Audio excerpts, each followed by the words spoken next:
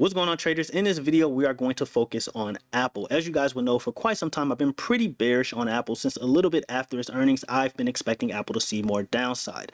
And so the question is, if Apple is going to continue to see more downside, where can it go? What targets do I have? And what will be a good buying opportunity? So let's get straight into that. So right now, we're looking at the weekly time frame on Apple. And there are a few things we want to pay attention to here. One, we're below the 50 SMA. Two, we are looking at a shooting star pattern. Here is an example here on what a shooting star pattern looks like. Pretty bearish.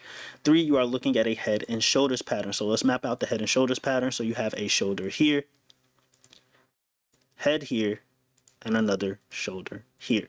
All right, your neckline, we talked about this neckline in previous videos. You break below 219, you open up the floodgates towards 215. We've officially broken below the neckline. We formed a shooting star pattern below the neckline. As long as Apple stays below 219, you are looking at a move towards 215. Now, if we measured the projected move for this head and shoulders pattern, in case you don't know how to do that, all you would do is measure the top of the head all the way to the bottom of the previous shoulder, right? So something like this. You would drag that measurement to the breaking point of the head or the neckline, right? You would drag the measurement to the breaking point of the neckline, and you're looking at a move towards 180, 178 more or less. Now, if we go to smaller time frames, right? If we go to a smaller time frame, such as a daily time frame, crazy enough, you are looking at a gap fill at 180, between 180 and 175. Crazy how that works. Crazy how that works, right? So again, if you measure the projected move for this head and shoulders pattern, you are looking at a move towards 180, which I think is going to be an excellent buying opportunity for Apple. All right, so below 219, you are looking at a move towards 215. Below 215, you are looking at a move towards 210. Now, this is the part where we really need to lock in. I want you guys to mark this on your charts if you believe TA. If you don't believe TA, I don't even know why you're here. But regardless, I appreciate the support. All right, but right here, we're going to go back in time a little bit. This trend line right here is not going to be perfect. I'm not looking for perfection here, but a little bit, something like this, okay?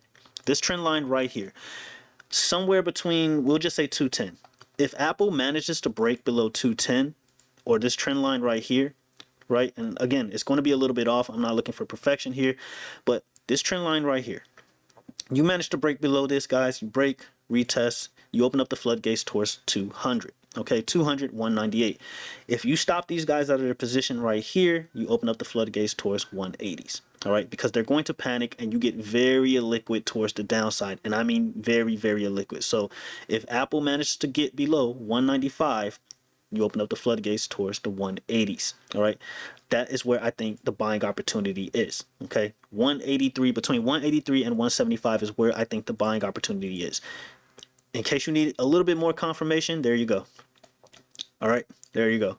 So if you manage to break back within this rising wedge pattern, right, because this is a rising wedge pattern, it just simply got invalidated. If you manage to do one of these, break back within this rising wedge pattern on Apple, break, retest, you're easily heading towards 195, and then from there I will be looking for a move. If you manage to break below 195, I will be looking for a move towards 183, between 183 and 175, and it basically a retest towards the 200 in May. I think that's an excellent buying opportunity for Apple. And that's pretty much the video. Discord, guys, I mean, again, we've been killing it all week. We've been killing it for the past few weeks. We have like one bad week here and there. It is what it is. You're not going to win all the time. That's part of the game. But members have been killing it, and the crazy part about this is that they're not just following my trades, they're following each other's trades. They're all agreeing on trades they want to jump in together, and they do it, right? So you're going to see members thanking each other for trade ideas, so on and so forth. That is what a Discord community is all about. We're here to beat the market. We are not here to beat each other. As you guys can see, new members, I mean, she's new. I think she just joined this past week, and she came in and just made absolute money. Simple as that. All right, no matter how big, no matter how small, $60 off this play, $100 off this play, $40 off this play. I mean, basically $200. I'll take it, right? I'll take $200 any day. All right, this guy here, new as well, made money. I mean, the list goes on. Again, if you're going to join the Discord, you have to take initiative. You have to be willing to learn. You can't be scared, because scared money doesn't make money. Simple as that. All right, simple as that. So Discord link will be in the description below, guys. Yes, we are in Apple puts. Like I said, I don't talk about anything I'm not in or I'm not considering getting in. If I think the market is going to tank, Please believe I'm going to be in puts some way, shape, or form. If I think the market is going to pump, please believe I'm going to be in calls in some way, shape, or form. Simple as that. I'm not a YouTuber that just talks. Okay, I believe what I say. I trust my analysis. Simple as that. So take the time out this weekend to think about if you want to be part of this community.